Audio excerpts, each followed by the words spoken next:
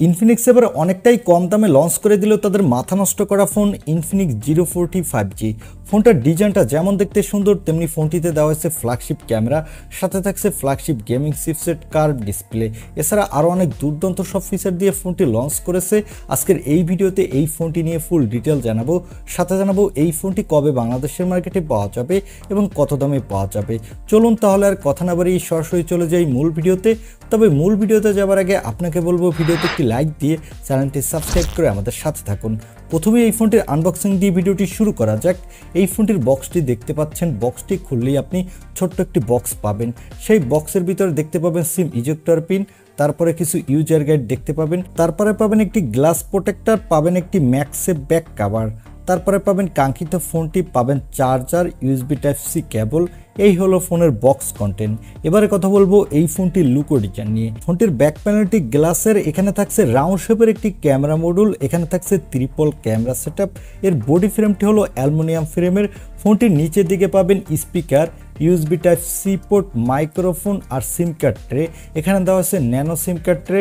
ডান সাইডে পাচ্ছেন power button এবং ভলিউম লকার, উপরের দিকে পাবেন স্পিকার, সাথে পাচ্ছেন আয়ার ব্লাস্টার এবং সেকেন্ডারি নয়েজ ক্যান্সেলেশন মাইক। আর এখানে JBL এর ব্র্যান্ডিং দেখতে পাবেন এবং ফ্রন্টে পাবেন একটি middle console selfie camera. Overall ফোনটি লুক ও ডিজাইন কিন্তু এক কথায় ফ্ল্যাগশিপ ফোনগুলোর মতো। আর এই ফোনটির থিকনেস হলো 7.9 মিলিমিটার এবং এই ফোনটিতে দেওয়া হয়েছে IP54 এর রেটিং, যার ফলে এই ফোনটি হালকা পাতলা পানি বা ধুলোবালু প্রতিরোধী। এবারে আসি এই ফোনটির ডিসপ্লে কোয়ালিটিতে। ফোনটির ডিসপ্লেটি সাইজ হলো 6.78 ইঞ্চি মাপের একটি full HD plus curve AMOLED display, সাথে থাকছে 144 হার্টজের রিফ্রেশ রেট। আর এই ডিসপ্লেটি HDR10+ সাপোর্টেড। ডিসপ্লেটির PPI ডেনসিটি হলো 394 এবং ডিসপ্লেটির পিক ব্রাইটনেস হলো 2500 নিটস, যার ফলে ডিরেকশন লাইটে এই ডিসপ্লেতে আপনি কোনো প্রকার ব্রাইটনেসের ঘাটতি পাবেন না। আর এখানে 144 হার্টজের রিফ্রেশ রেট থাকার ফলে যারা গেমার আছেন তারা গেমিংয়ের সময় বাটার স্মুথ পারফরমেন্স পাবেন, এবং যারা মোবাইলে প্রচুর ভিডিও দেখতে ভালোবাসেন তারা কার্ভ অ্যামোলেড ডিসপ্লে হওয়ার ফলে দুর্দান্ত ভিডিও উপভোগ করতে পারবেন। এবারে আসি এই ফোনটির ক্যামেরাতে। আগেই বলেছি এই ফোনটির ব্যাক সাইডে দেওয়া হচ্ছে ট্রিপল ক্যামেরা সেটআপ, যার প্রাইমারি লেন্সটি হলো 108 মেগাপিক্সেলের। এখানে থাকছে ওআইএস সাপোর্ট। এই সেন্সরটি হলো সোনি সেন্সর, সাথে পাচ্ছেন 50 মেগাপিক্সেলের একটি আল্ট্রা ওয়াইড লেন্স আর 2 মেগাপিক্সেলের একটি ম্যাক্রো লেন্স। এই ফোনটির ব্যাক ক্যামেরা দিয়ে আপনি 4K তে 60 FPS ভিডিও রেকর্ড করতে পারবেন এবং এই বাজেটের মধ্যে আপনি বেস্ট কোয়ালিটির ফটোগ্রাফি তুলতে পারবেন। চলুন এবার এই ফোনটির কিছু ফটো স্যাম্পল দেখে আসি।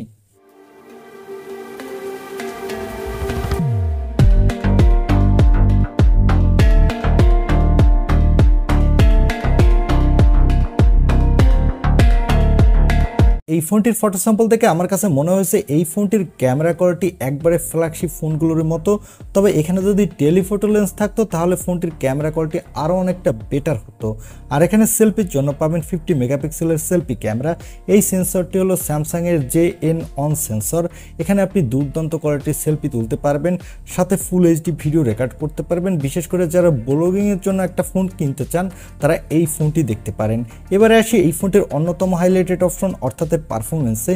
এই ফোনটিতে পারফরমেন্সের জন্য দেওয়া হয়েছে মিডিয়াটেকের ডায়মেনসিটি 8200 আলটিমেট চিপসেট। এই চিপসেটটি 4 ন্যানোমিটার আর্কিটেক্ট বিল্ড।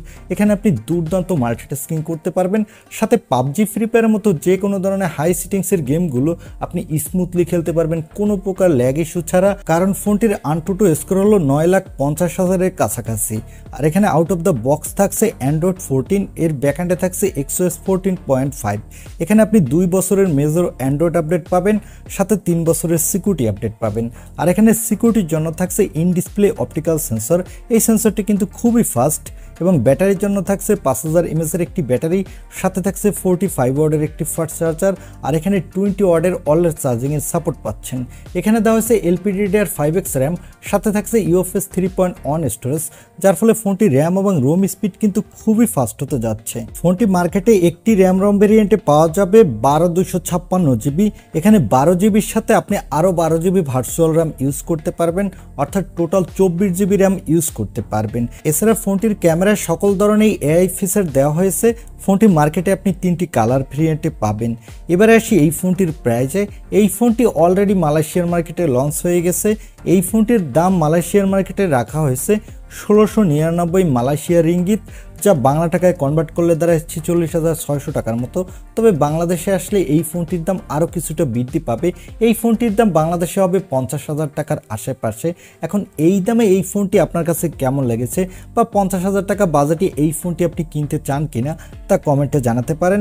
এবং এই ফোনটি বাংলাদেশে নেক্সট মান্থের শেষের দিকে অফিসিয়াল লঞ্চ হওয়ার জোর সম্ভাবনা রয়েছে। এই ছিল আজকের ভিডিও। আই হোপ ভিডিওটি আপনার ভালো লেগেছে। আর ভিডিওটি ভালো লাগলে অবশ্যই একটি লাইক দিয়ে চ্যানেলটি সাবস্ক্রাইব করে আমাদের সাথে থাকুন। দেখা হবে নেক্সট ভিডিওতে। আজকের মতো আল্লাহ হাফেজ।